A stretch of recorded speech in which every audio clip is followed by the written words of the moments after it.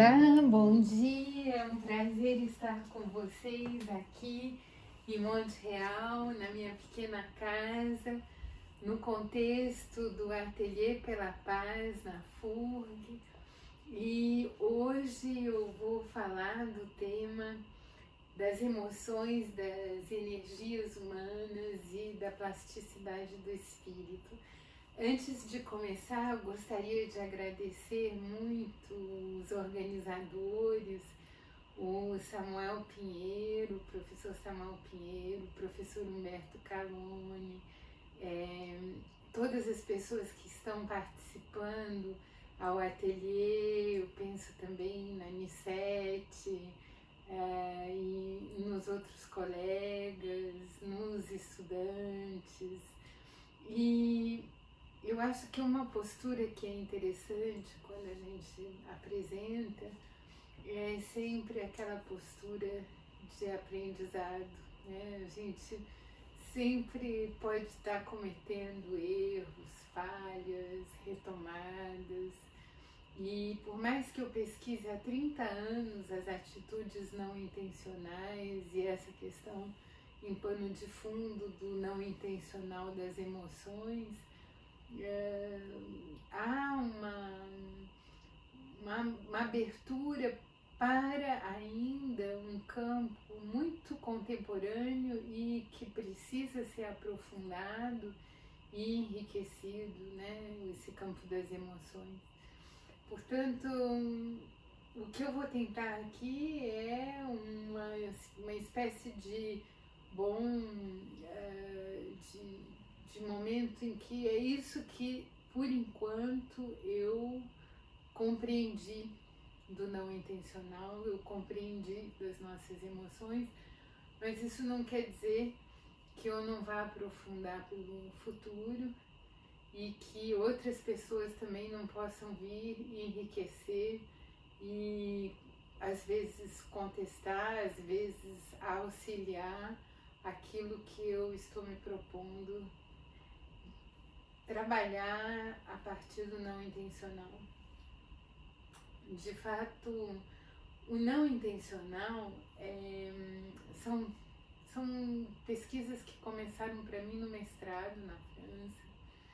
Em 1991 eu terminei esse mestrado, depois eu fiz um DEA em Ciências da Educação, que eu terminei em 1998, quer dizer, muito tempo transcorreu, um tempo também de mudar da França para o Brasil, de começar a trabalhar em Osasco, na Unifiel, de começar a tentar um doutorado entre as duas culturas, a cultura brasileira e a cultura francesa, que se conclui em 2003 na Unicamp, também sobre o tema do não intencional e da consciência do não intencional. Continuei sempre com essa temática no pós-doutorado em Laval, em Quebec. Eu imigrei para o Canadá em 2008, né?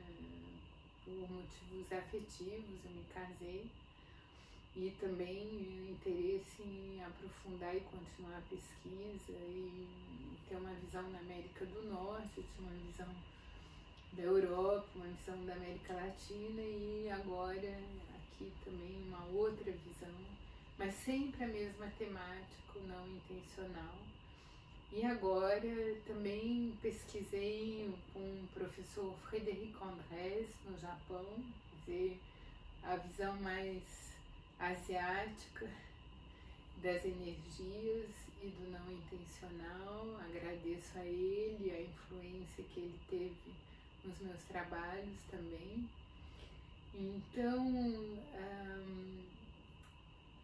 foram muitos anos em países diferentes, em contextos diferentes, mas sempre a mesma preocupação, né? Aquela que, no fundo, a gente é feito, é tecido, é falado pelos nossos discursos. Nós não somos só agente, nós somos também passivos naquilo que acontece conosco. Não intencional, eu estudo daquilo que é consciente, mas que ocorre sem que a gente realmente queira, sem que nós tenhamos uma intenção, embora a gente saiba o que está ocorrendo, né?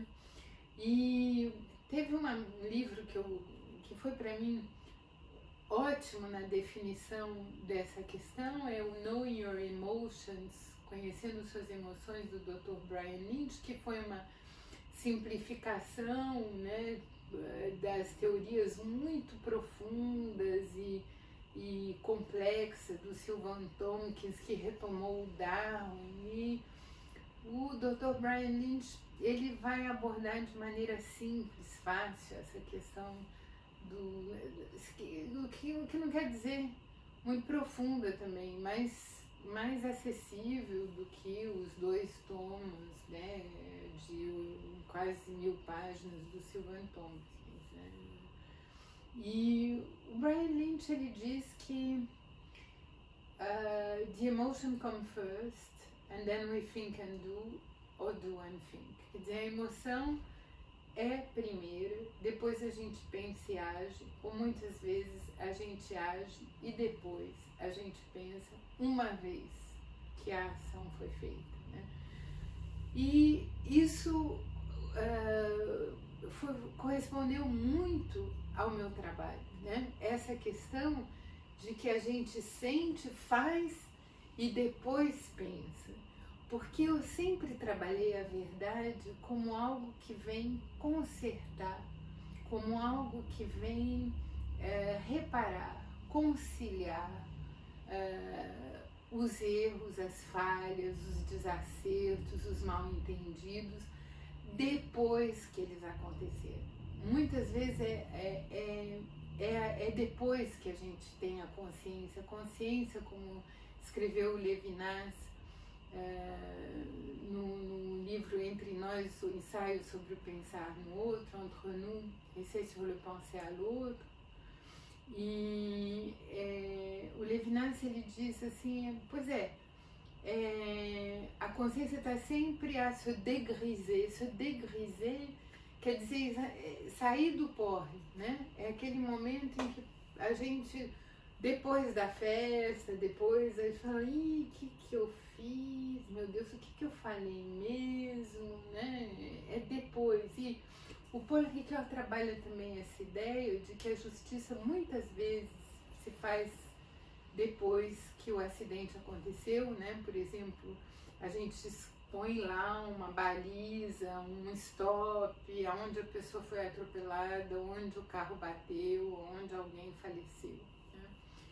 Então, o não intencional, ele pode ser entendido nesse intervalo no qual a gente sente, age, né, com os atos de discursos, interrupções, erros, denegações, bloqueios, e depois que a gente sentiu e agiu, falou, trancou a matrícula, saiu da aula, fechou a porta, rompeu com o namorado, aí a gente começa a pensar e fala assim, por que será que eu fiz isso, né? E agora, José? E agora, José, que a festa acabou, né?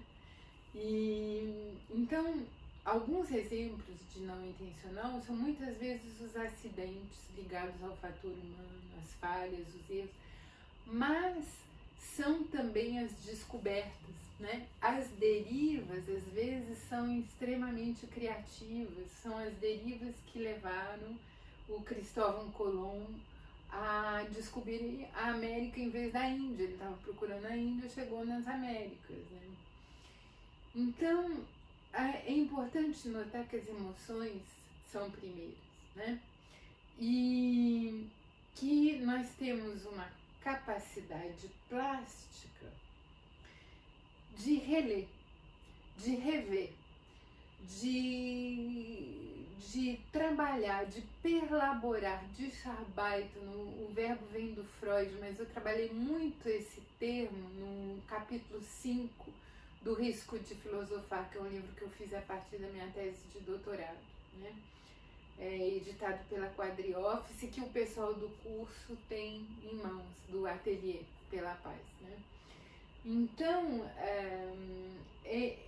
a plasticidade do espírito permite repassar o filme e entender aonde houve a falha, onde houve o mal-entendido, e muitas vezes com auxílio do diálogo do outro, né, e das intervenções, né. Assim nós temos capacidade de fazer sentido, mobilizando, né, as nossas emoções através do diálogo e resolvendo os conflitos emocionais, o que vai permitir a colocada em ação da energia humana, porque muitas vezes o conflito emocional é capaz de paralisar, gelar a energia humana, né? E aí, então a consciência, ela vem como um espaço neutro, um espaço inclusivo, um espaço entre o verde e o amarelo, que é o azul, entre o A e o C, que é aquela zona B, e graças às tomadas de consciência, que são formais ou às vezes completamente não formais, com o suporte da arte, da escrita, da música, do cinema, a gente pode trabalhar a plasticidade, com a plasticidade do espírito, né, que é um conceito do Marc-William de Bono. Ele tem vários textos sobre isso, né? O Marc-William de Bono fala da plasticidade do espírito, uma aplicação filosófica, em maio de 2002, e também Le Concept de Plasticité, un nouveau paradigme épistémologique, em 2005, na Écriture et Plasticité de Pensée, Anima Viva, em 2015, né? Esse conceito, ele vai permitir que a gente mude os cenários ou os scripts afetivos que nós temos, os scripts como num cinema, né? Os scripts que a gente tem, as histórias que a gente conta para si mesmo, né? E ele vai permitir mudar esses scripts emocionais, esses scripts afetivos. E aí, com essa mudança, né, nós vamos poder, com essa tomada de consciência, reescrever a história. E essa tomada de consciência, ela pode se dar através de um livro que a gente está escrevendo, através de uma tela que a gente pinta, através de um ensaio, através de uma tese, de uma demonstração, através de uma composição, através de uma declaração de amor, né? E, de fato, por quê? Porque a arte, ela me permite sentir, né? Então, tomar uma inspiração, ter visões, né? E ter emoções, de fato, de forma primeira, mas em seguida pensar, elaborar essas emoções e produzir. Então ela vai instalar um movimento diferente, né? O script emocional afetivo, o que é exatamente esse script que a gente pode mudar? Segundo a teoria dos afetos, inspirada pelos trabalhos de Darwin e de Sylvan Tompkins, o Donald Nathanson, que estudou muito educação, distinguiu 9 emoções primeiras. Às vezes o pessoal distingue 7, às vezes 3, às vezes 9, né? As classificações são vários dos grandes grupos, né? E como numa melodia complexa, é muito difícil isolar as emoções, né? Então ele fez 9 afetos, mas ao mesmo tempo esses 9 afetos ele coloca em subgrupos, né? E eu vou retomar essa questão. E esses afetos vão constituir nosso script afetivo, né? Ou discurso não intencional. Como é que a gente consegue acolher um afeto, conhecer um afeto, modular um afeto? A gente modula nossos afetos através da arte, porque nós temos uma capacidade de sintonia afetiva, de maturação, né? Eu diria que até como o verbo exato seria chocar. Chocar as emoções, como a gente choca o ovo, né? Quer dizer, a gente vai amparar, aquecer, cuidar, acolher, conter as emoções, o que é muito diferente de deixar derramar as emoções sem trabalhá-las, sem perlaborá-las, mas que é também muito diferente do muro empático do controle. Eu não sinto, eu controlo e pronto, acabou, né? E então vamos refletir, e aí fica aquilo lá bulindo no interior, e como diz o Freud, o que a gente não, né, o que a gente recalca acaba ressurgindo depois sob forma de sintoma, né? Então é interessante essa ideia de sintonia afetiva, essa ideia tão feminina, né, de cuidar, de acolher, do care, até do chocar, né, as emoções, né?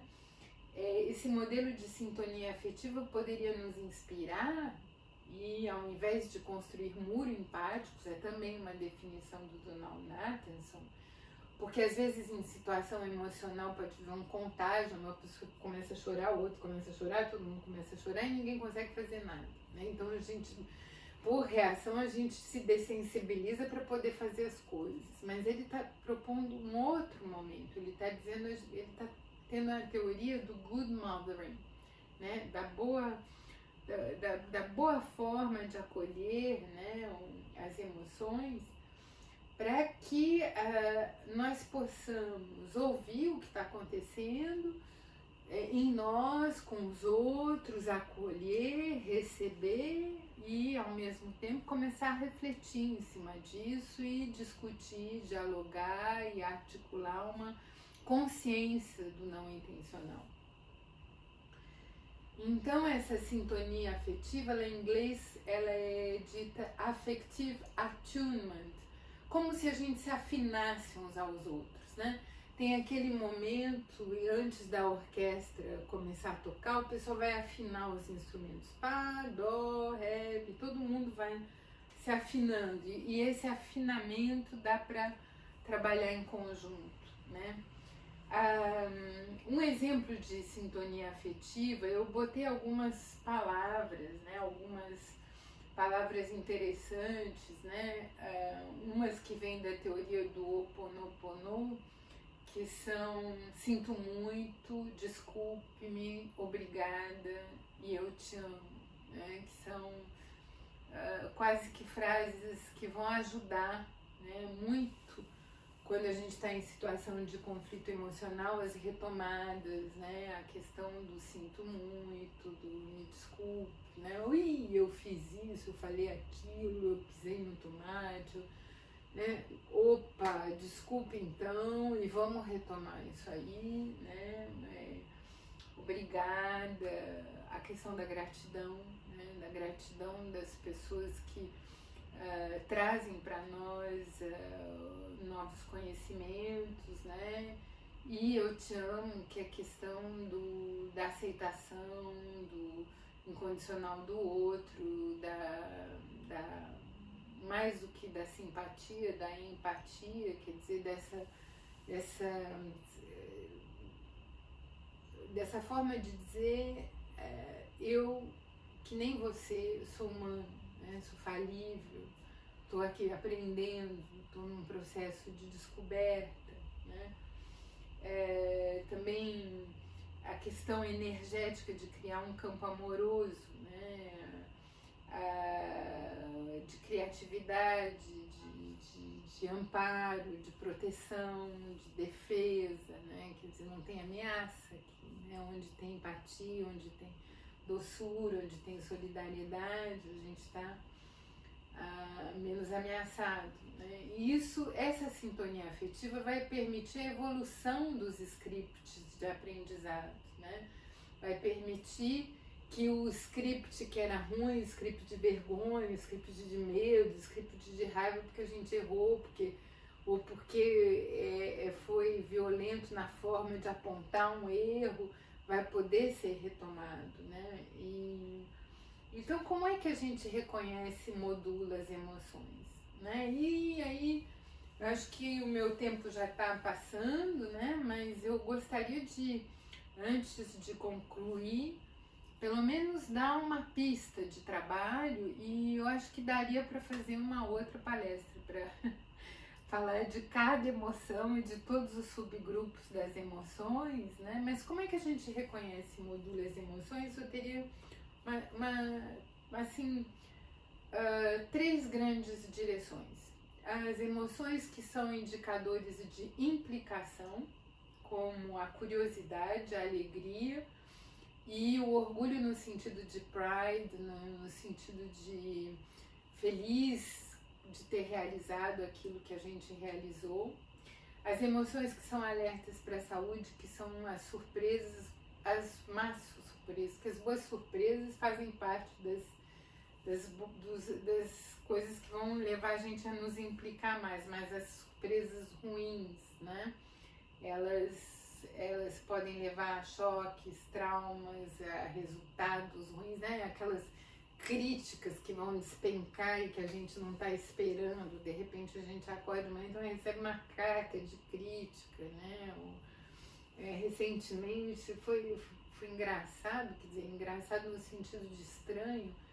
Eu abri o meu Facebook e estava lá uma tela minha censurada, uma tela abstrata, que foi considerada ruim para a comunidade. Eu falei, mas ué, por que essa tela, que foi a capa do Risco de Filosofar, e que está na Casa dos Escritores aqui em Monte Real exposta, foi censurada? Em que ela houve uma ofensa para a comunidade? Até hoje não entendi, mas uma coisa que me deixou meio maus, né? Daí eu escrevi uma carta lá pro Facebook, estou esperando a resposta, né? Então tentei trabalhar para elaborar essa questão. O que será que essa tela abstrata? Então uma mancha preta, será que foi a mancha preta? Será que... Não sei. Então são choques, traumas, resultados ruins, né? Coisas que vêm e que a gente tem que tentar acolher, né? E as emoções que nós herdamos de forma transgeracional ou social, como a raiva, o medo, o estresse, o desgosto, o enjoo e a vergonha, que precisam mutar muitas vezes porque elas podem paralisar a energia, né? Então, claro que eu gostaria de modular cada emoção, né? E contar como é que a gente trabalha com cada emoção, mas isso vai nos levar muito longe no tempo. Então, o que eu gostaria de concluir, né, é que no fundo as emoções, elas são neutras, né? Elas não são boas nem más, né? Por exemplo, a raiva pode pôr a gente para andar, né? O medo é uma defesa importante. A vergonha faz com que a gente tenha um certo pudor e se proteja, né? O problema são as intensidades da raiva, as intensidades da vergonha, as intensidades do medo, né? Que podem virar emoções paralisadoras. Então, como é que a gente resolve os conflitos emocionais? A gente resolve criando esse campo neutro, essa sintonia afetiva, esse care, esse cuidado que vai permitir a perlaboração, vai mudar o filme, né? Mudar o script afetivo, graças ao diálogo. Mas isso só é possível numa condição de neutralidade. Em guerra perpétua não dá. Precisa o mínimo de paz, o mínimo de segurança física e psicológica para poder perlaborarmos juntos as emoções, né? E por que isso é possível? Por causa das na nossa plasticidade do espírito, porque nós podemos mudar, nós podemos crescer, nós podemos aprender, mas existem condições de possibilidade para isso, né? Então,